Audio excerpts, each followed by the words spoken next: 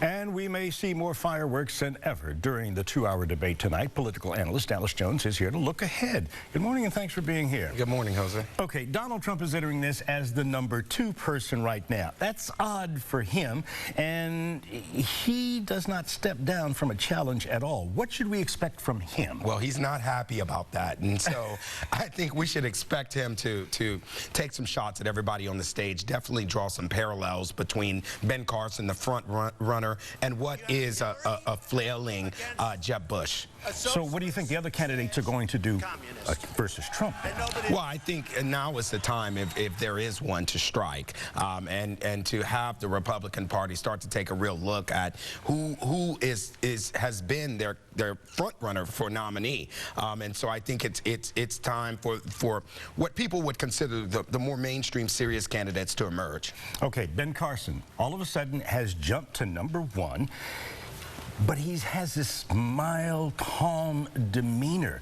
That's not usually what Americans go for, but right now they are. Well, the rise of Dr. Carson has been fascinating to me. I think he will try to maintain his position as much as he can. I think you hit it on the head. His demeanor, I'm not quite sure with his natural demeanor how aggressive he can get.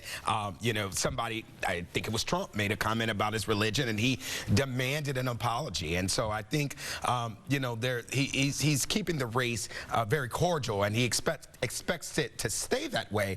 I wouldn't. You say the word cordial. That is something that does not fall into politics in this country many times. We're in a full contact sport.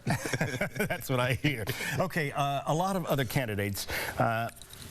Carly Fiorina, she was just mentioned in the piece, but also Marco Rubio. They are still in it to win it. That's correct, and there's talk about a Rubio surge. And so I think what you expect to see from him is a steady, calm, performance tonight. You allow the other folks to go at each other, and you emerge as a real policymaker. For Fiorina, her numbers are flailing back and forth.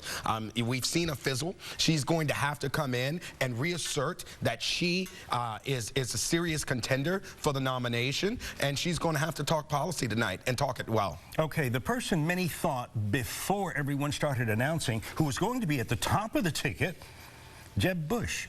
What's happening with him? Is he going to be able to dig himself out of this hole? He has the financial backing, but he does not have the support of the people right now. Well, you know, I wouldn't count Jeb Bush out. You know, I mentioned to some folks that the Bushes are resilient. They have managed to make their way to the White House for 12 years in this country, and so I wouldn't exactly count the governor from Florida out.